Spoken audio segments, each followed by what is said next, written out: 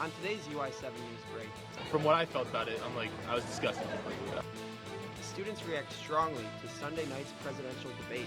Plus, people come together to support the Haiti Relief Fund.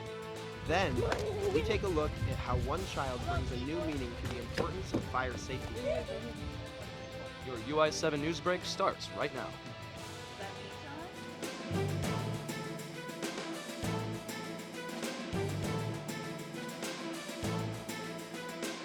From the Richmond Journalism Teaching Studio at the University of Illinois campus, this is your UI7 Newsbreak.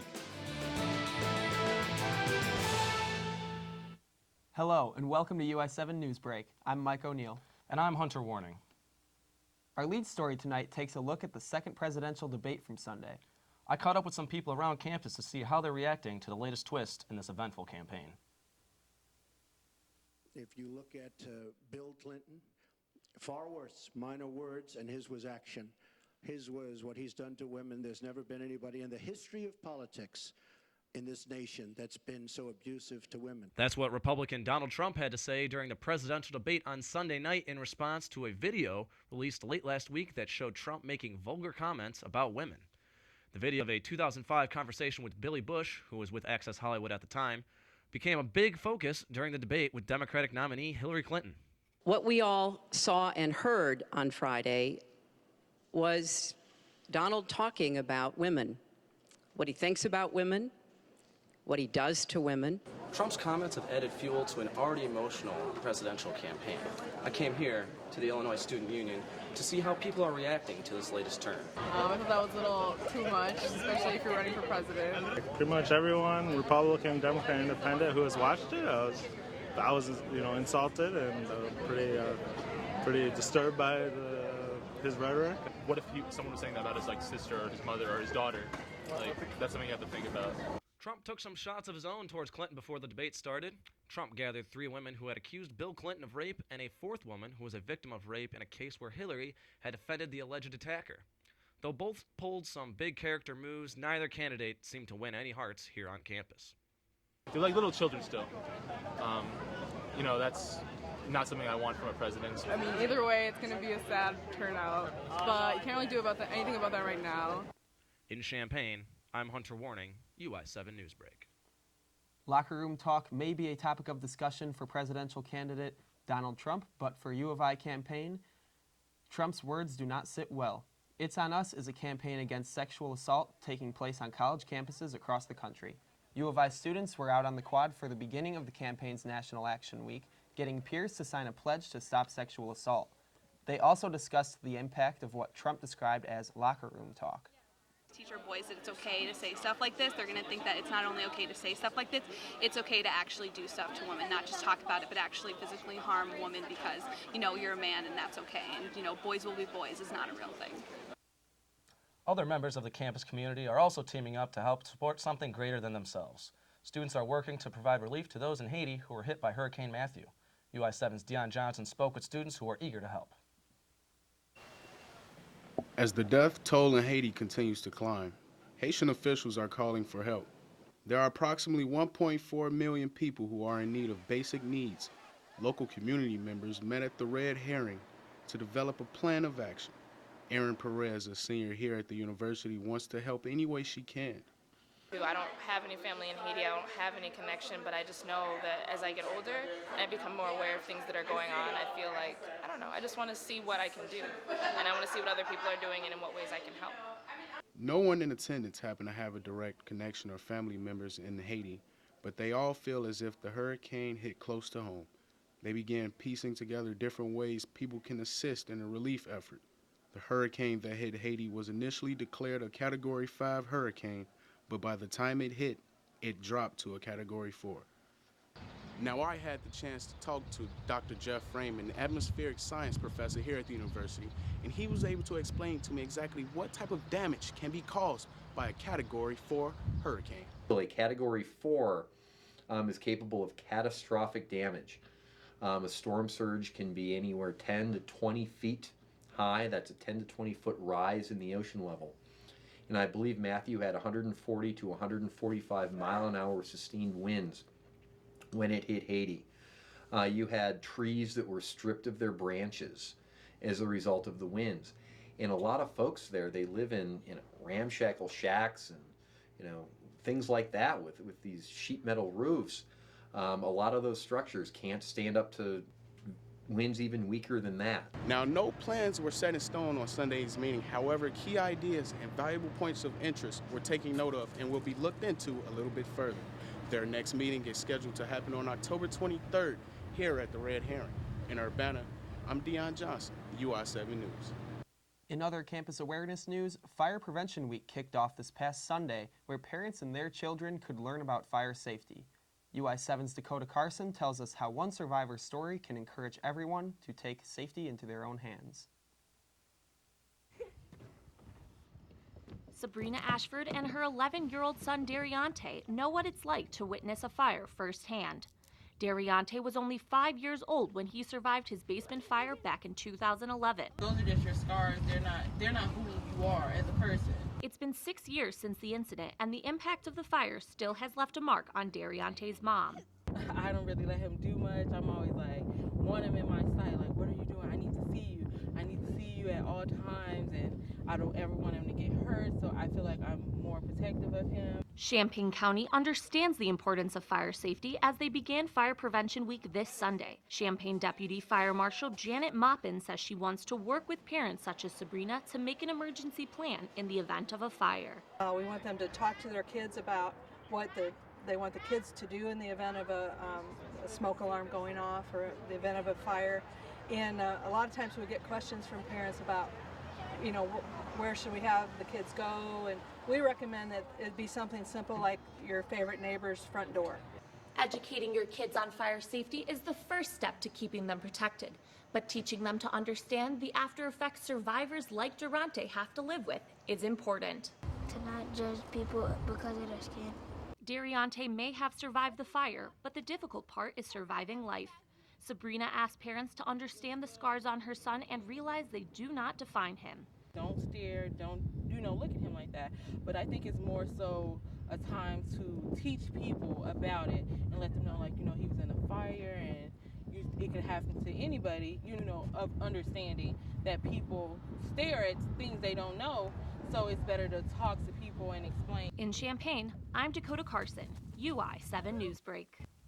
When we come back, Champaign golfers had the chance to show off their skills at the Illini Women's Pro Amateur Golf Tournament.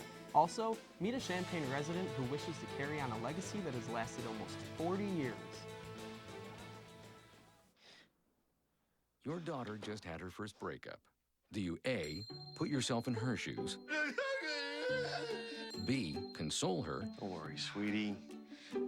This is gonna happen a lot. Or C, find her a new boyfriend? Nice, single boys. That was weird. As a parent, there are no perfect answers. But you don't have to be perfect to be a perfect parent. Thousands of teens in foster care will love you just the same. This is the story of a boy who is very sensitive to lights and sounds. So he built secret hiding places where nothing could get in. The boy didn't like looking people in the eye. It made him feel uncomfortable.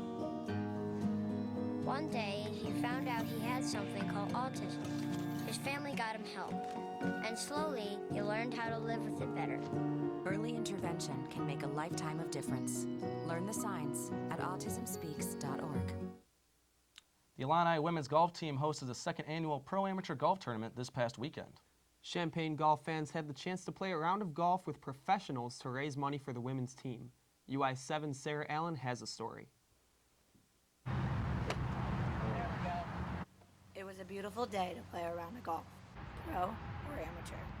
The Illinois Women's Golf Program hosted the Pro-Am tourney this past weekend, where amateur golfers teamed up and played with the professional golfer.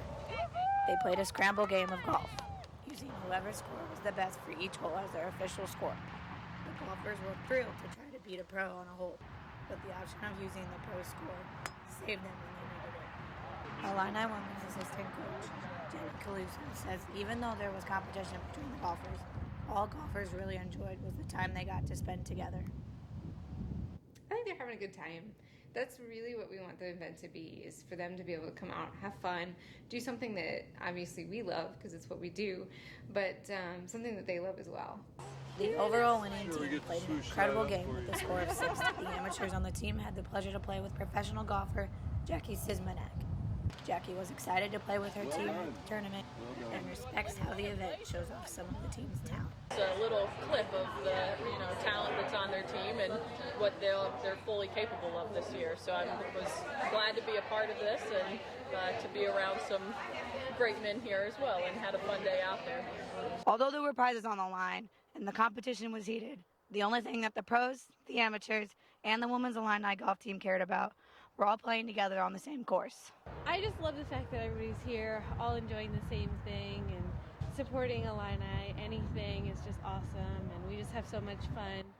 The winning amateurs are proud of their win and said they are eager to come back to reclaim their first place title for the next year. That's how we pulled it off, and we're going to take that into next year when we come back and win it again. All the money raised at the event will go towards the Illini women's golf team. From Champaign, I'm Sarah Allen, UI7 News. In other sports news, wrestling fans of Champaign were recently treated to a unique experience. The Fluid Event Center in Champaign hosted the Micro Wrestling Federation, an organization that showcases dwarf wrestlers battling in the ring for a paying audience. The matches are similar to those run by World Wrestling Entertainment. The organization was founded in 2000, making it the longest-running wrestling industry for dwarf wrestlers in the nation. The event started off with the 2-foot-tall comedian Wendy telling some jokes, and the MWF champion Mario retaining his title against the Enigma. Micro wrestling certainly wasn't the only form of entertainment this weekend. Now that October is here and Halloween is just around the corner, it's time to find your inner spookiness. UI7's Jessica Corso tells us how one local store got Champaign residents into the Halloween spirit. And welcome to Magic Weekend here at Dallas & Company. Dallas & Co. is a well-known costume and magic store that many people gravitate towards during the fall season. This weekend, they hosted their 28th annual Magic Weekend. The event welcomes in newcomers and faithful magic lovers that continue to return each year. Dallas & Co. worker Milana Radanavong says Magic Weekend is one of a kind and unlike any experience she's had before. A lot of places in Champaign County or even around don't do these, especially free ones. I really enjoy how it brings Champaign County surrounding areas together. Magic Weekend included a number of fun activities and entertainment for all ages to enjoy. Children were eager to get their faces painted and play many carnival games. One of Dallas & Co.'s main attractions is their haunted room that Magic Weekend goers line the floors for. And it's actually really freaky for it all being robots and not people actually jumping out at you.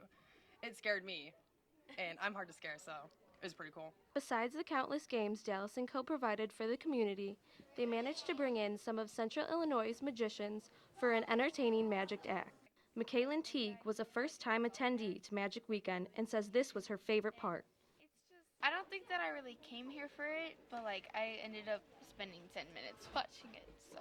Year after year, Dallas & Co. brings in people from all over the Champaign area to enjoy the fun of Magic Weekend and get into the Halloween spirit. Although the weekend is over, there still is time to get your favorite Halloween costume ready for trick-or-treating. In Champaign, Jessica Corso, UI7 Newsbreak. In this week's edition of See You Neighbor, the Curtis family's orchard is a fall favorite for many Champaign County residents and visitors. Take a look at what one family member is doing to honor a past Curtis co-founder. The Curtis Orchard and Pumpkin Patch has been around since 1977 when Paul and his wife Joyce began planting their first apple trees. Joyce Curtis passed away earlier in September this year, but that has not stopped her family from continuing the legacy she left. Excellence in agribusiness was Joyce's motto, and her grandson, Aaron Graham, knew that he wanted to honor that. I really think that we should do something that will really be unique and honor her legacy. And now, we have a $500 scholarship that's going to be given out each spring for the fall semester. We have thousands of dollars that people have given toward it. And, and that's just, that really shows that the outpouring, the impact of her legacy. Yesterday, Curtis shared the news of their Joyce Day Curtis Memorial Scholarship at Parkland College. The scholarship will be awarded to a Parkland student majoring in agribusiness and is looking to transfer to a four-year university within Illinois.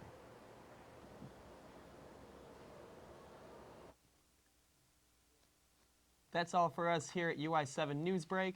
I'm Mike O'Neill. And I'm Hunter Warning. We will not be on the air next week, but please join us the following week for more news from UI7 Newsbreak. Thank you and have a great day.